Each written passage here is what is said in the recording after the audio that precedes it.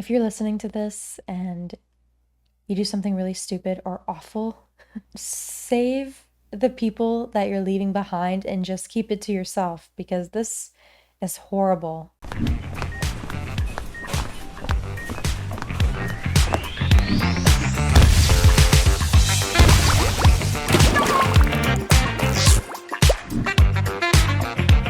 Hey guys, welcome to Nurse Talk, the podcast where we talk all things nursing. I'm your host, Mia, and today we're going to be doing part 2 of Deathbed Confessions. If you missed part 1, I'm going to link it up at the top, and let's get into it. Okay, first, deathbed confession. My great-grandpa came home from World War I, and his family had a great big party. He noticed his 13-year-old sister was missing, so he went and looked for her. He found their neighbor raping her. He yanked the man off of her and told her to go to their mom.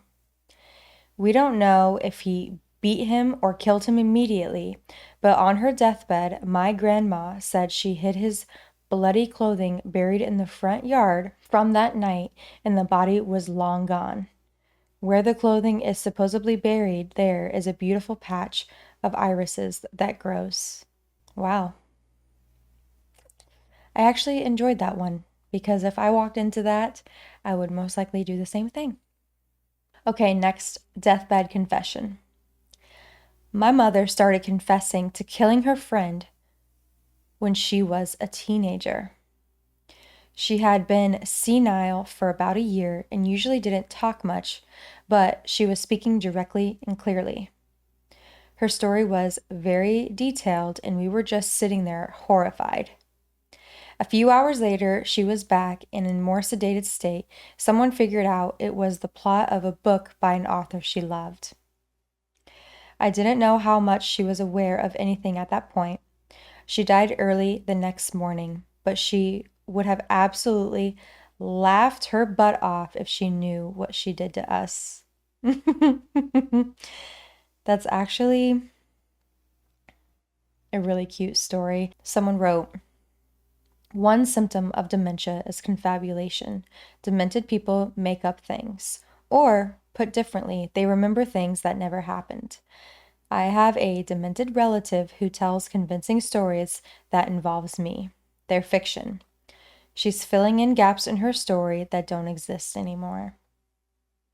Okay, next, deathbed confession. I used to care for people who were disabled in some way in their homes. One man I cared for was elderly, over 80 years old, and just needed help with day-to-day things like cooking, cleaning, driving places, etc. He was a perverted guy and always had something to say to the ladies.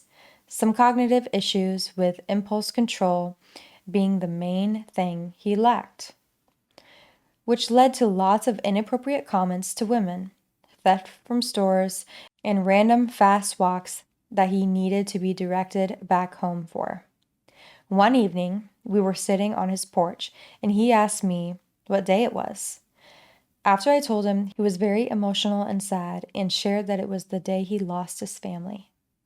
I knew he had no family who visited or cared for him, and that he had been being cared for by agencies for decades. I saw the obituaries he had hanging in the house, and only one mentioned him as a survivor. It was clear the family stopped including him when he was young. He confessed that when he was a teenager, he touched his little sister. When she told, he strangled her to death. He shared details on how he buried her under a sign next to the road. He described the dress she was wearing and how Mommy was never the same, and Daddy tried to kill me when they found her. I'll never know for certain if it was a false memory from his cognitive decline or if he confessed the reason he had no family in his life and was not mentioned in any of the obituaries of his parents and siblings and only in the one of his grandmother. But I will say I believed him as he was telling me. It felt different than any other one of his stories that you knew were probably not true or exaggerated. He passed away a couple weeks later. Woof, that was a lot. Wow, I feel like all of these stories are murders. Okay, wasn't expecting that. Okay, next confession. I didn't hear it directly per se, but my great grandfather told my grandparents on his deathbed that he had another family before even meeting my great grandmother post World War II. But his wife and children died in a Nazi concentration camp, and he was the only one to make it out of there alive. We don't know about any other details other than that. I didn't get to know my great grandpa, sadly, but I still think about him and what he lived through sometimes. That's horrible. I'm glad that he got to remarry and have more children. I assume that he did, but that is so freaking sad. Okay, next, deathbed confession. Had an 80-year-old patient tell me when his wife was dying, she admitted to having multiple affairs throughout their long 60-plus year marriage. She went as far to say she never loved him and his only son wasn't his. I was transporting him to ED. He likely only had months to live, wanted to share with me, still think about this often. I don't know what makes people feel so inclined to. I know they're trying to like cleanse their soul or something and like admit to whoever they feel like they need to admit to, or they feel like they owe someone the truth. But that poor old man probably could have died without knowing that. That is just incredibly sad, especially because he's older and it doesn't seem like she died too much before him.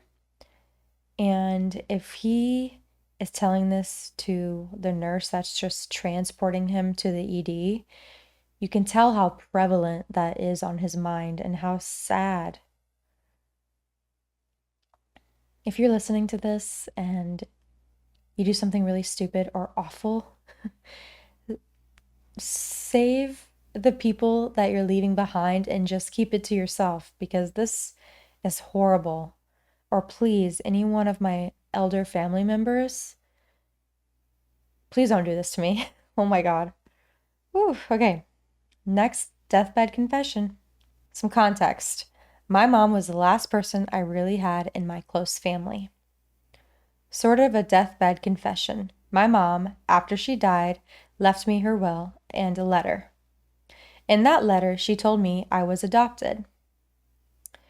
After I'd asked repeatedly over the years if I were adopted, functionally everybody that knew my parents knew. That messed me up really good, I'm not gonna lie. So if you, my dear Redditors, have adopted a child, please tell them before they die.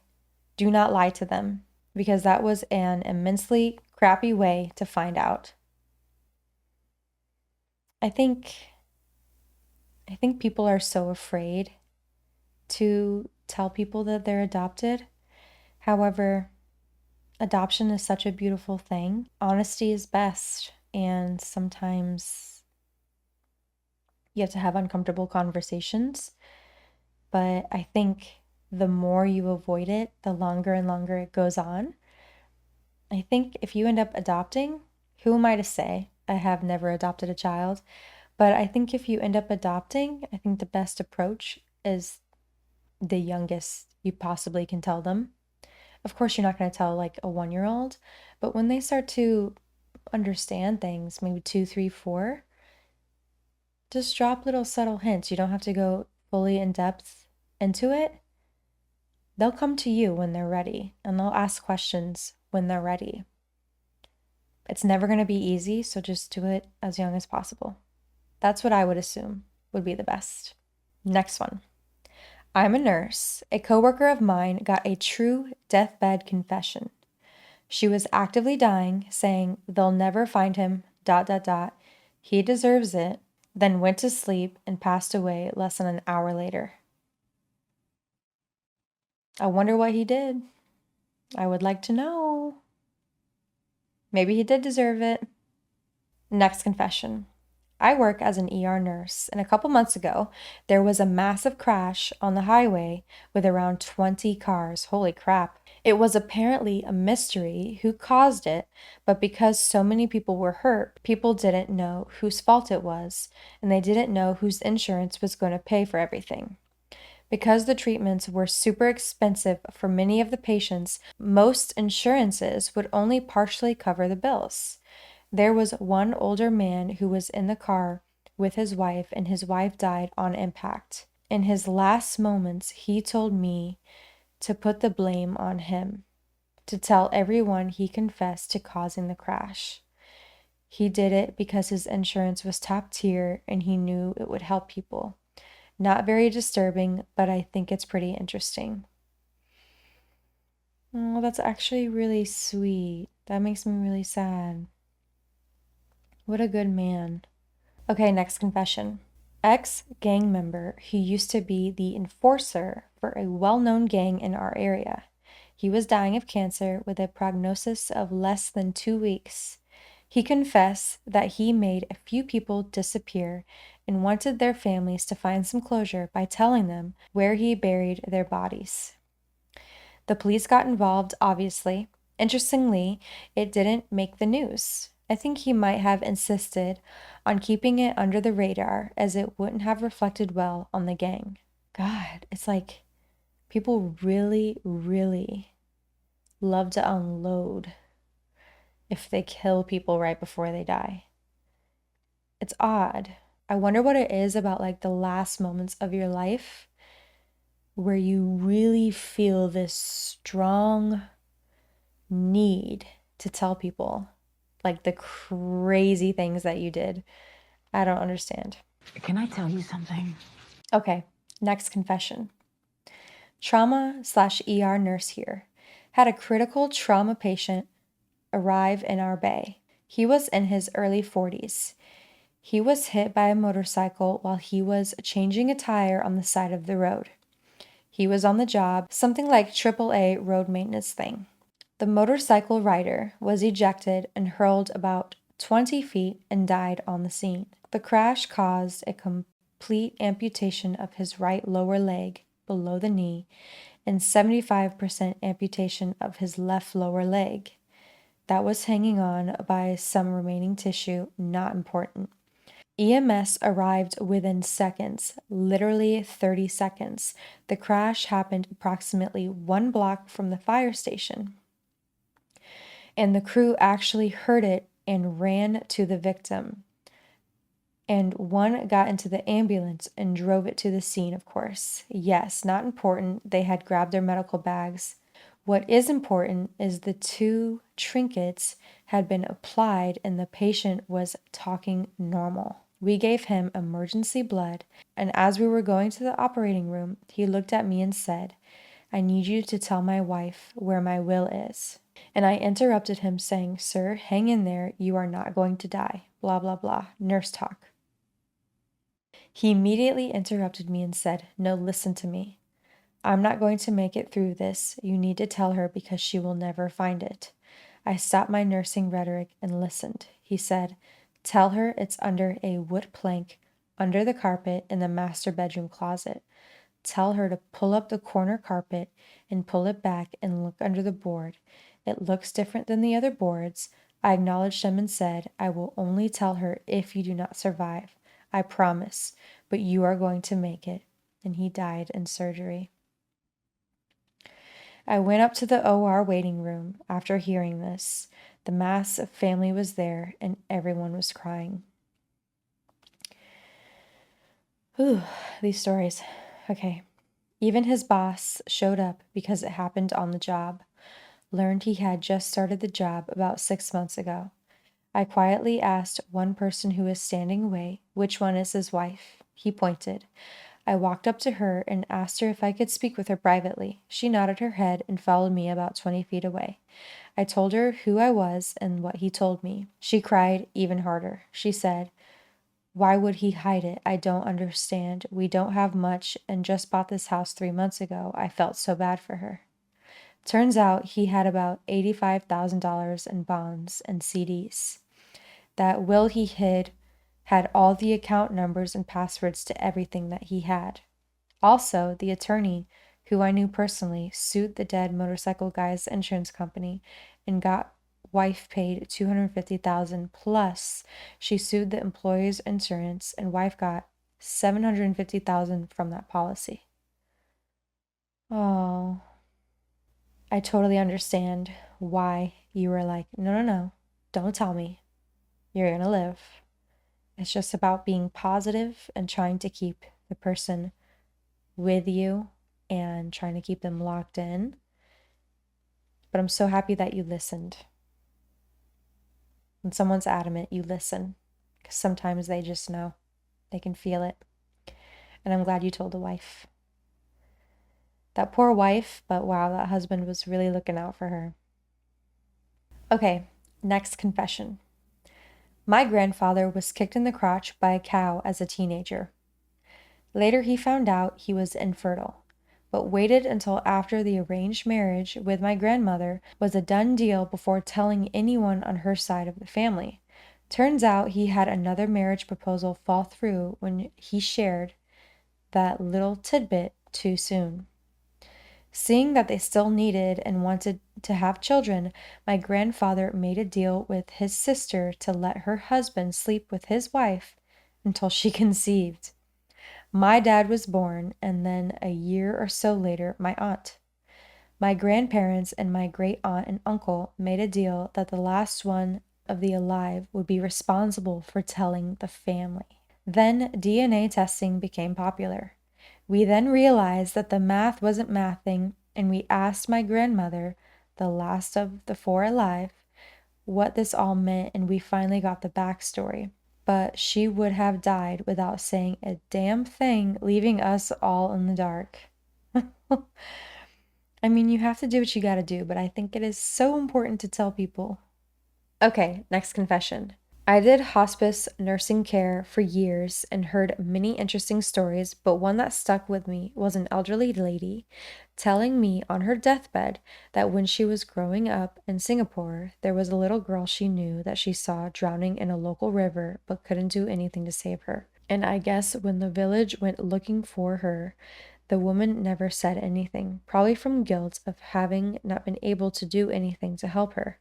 But the kicker was when she was at the end, she said that she saw the little girl was in her room at the foot of her bed watching her closely. Many things about that job creeped me out, but that one took the cake for sure. Okay, I will never be a hospice nurse because all of these things would absolutely freak me out and terrify me. Okay, next confession. My father-in-law was super sick and thought he was going to die. Me and him have never got along, and I have never had any idea why. He was just always kind of mean to me. We went to see him to say our goodbyes, and when I was alone with him, I asked him why. Turns out him and his sister had been having sex since they were in their mid 30s, and shortly after meeting me, I had disrespected her in some way. That was 7 years ago, and he is still alive. Oh, damn, he probably regrets saying that one. Oh my God. Gross. May I not do any of these weird deathbed confessions. I don't have anything to confess, but I hope I don't pass for another like 50 years. And I hope within my 50 years, I don't do anything that I have to confess to my poor children. Please. Wow, okay. Okay, last deathbed confession, and it's a long one. My partner is an ICU nurse, so has heard a few things. The one that always stuck with me was desperately sad. She was taking care of a man who had two lovely grown up daughters and a really kind, loving wife. One night towards the end, my partner sat with him as he'd been getting agitated with discomfort in days leading up to his final hours. He described how, as a young man in post war England, he'd seen a girl who worked in the offices of the factory he got his first job at. She was the daughter of the factory owner. He was too shy to speak to her, but fell totally and utterly in love with her, enraptured by her movement, her way of speaking, everything about her. He really impressed upon my partner how love at first sight is true, and that there's no logic in love. He knew it wasn't logical to be willing to give anything to be with someone you couldn't even talk to, but he loved her nonetheless. Anyway, as he rose through the ranks of the factory, he did finally get up enough courage to speak with her. They got on like a house on fire. He became even more deeply infatuated and even obsessed with her.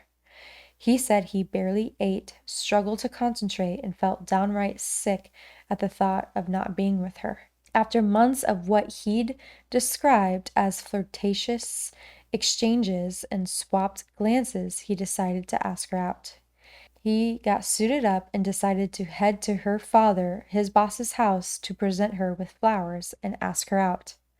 Nervous, apprehensive, wanting to turn back several times, he got to the part of town where the large house was. It seemed a buzz with activity, people arriving from all over. As he approached the door, his boss appeared from the side entrance and, slightly confused at the gent's presence, ushered him round the side and said how kind he was to bring flowers. He was very confused. Taken round the house to a walled garden, it was clear there was a party going on. Gentle, sedate, like a garden party. After accepting a drink for Dutch courage and the object of his affection appearing, he approached her, having finally found the will. He said hello, and before he could say anything, the girl reeled round to grab another man and introduced him as her fiance. It was their engagement party. Oof. He said hello, mumbled through the conversation, and stumbled home, leaving the party, feeling like his ears were ringing and the world imploded. He said he cried and drank that night, thought about taking his life, thought about killing her fiance, thought about what grand and amazing gesture he could do in order to win her heart. This is like giving you, like the show on Netflix. This is crazy. He barely talked to her. Oh my God. Okay. Not in a creepy stalker way. He carried on with working at the factory for a year or two. The girl married, as did he, and he had the first of his daughters. He said he used to almost wince when he saw the woman and professed that he still loved her deeply, and he used to almost break down in the work toilets after a cordial exchange or looking up from his desk to see her looking at his general direction. Okay. After some time, he settled on the idea that he simply wasn't of the same class as this woman, and only doing well financially might one day win her over. He left the factory, started his own engineering firm, had another daughter with his wife, who he always described as kind and forgiving. He lost contact with the woman from the factory, occasionally ran into her father at events. He said even seeing her dad sometimes would lift his heart like it was carried on a wave before it crashed to the shore, dragging and slowing to a roll on the soaked sand. On more than one occasion, he drove to where he knew she then lived with her husband, wanting to knock on the door and declare his love, but he never did. After over a decade without seeing her, news got to him that her husband had died of a long-term illness. He had two teenagers and his wife at home. He'd moved further away and become a millionaire at this point. He drove around 2 hours through snow and sleet to get to where he thought she lived, only to sit in his car on her cul-de-sac, motionless and frozen. After a drink from a hip flask, he went to the door. No answer. Ashamed, sad, bewildered, he decided to stop at one of his old watering holes for a drink. He couldn't face going home knowing he was going back to his wife that loved him when he just made a trek to see another woman. In there, he started to recognize familiar faces. People said hello, congratulated him on his success with his company. Old friends piled around to ask questions about his new world and lifestyle, to swap old stories. And after several pints, he looked up, and across the bar, there she was. Still unmistakably her after all these years. A sadness to her. Now he'd been drinking and was feeling reckless. He approached her, managed to croak out, "Hello, do you remember me?" She responded with a soft smile and words to the effect of course, how have you been?" He smiled back, gave condolences on her husband, and started to try to pull together what he wanted to say. Before she fairly abruptly said, "I'm so sorry, John. I'd love to stay and talk, but I have things to attend to with the arrangements and all that." His name wasn't John, it was James. He returned to his wife and lived a further 30 to 40 years. He never again ran into the woman, but said he thought about her every single day. He wrote to her hundreds of times, but never sent it, sealing the envelopes and hiding them in his study. He said he'd spent a lifetime thinking of her, all of his efforts to make himself wealthy to be acceptable to her, but never once truly got up enough courage to even meaningfully engage her in the conversation he truly wanted to have. When he passed, he left his money and properties to his wife and daughters. His company was sold.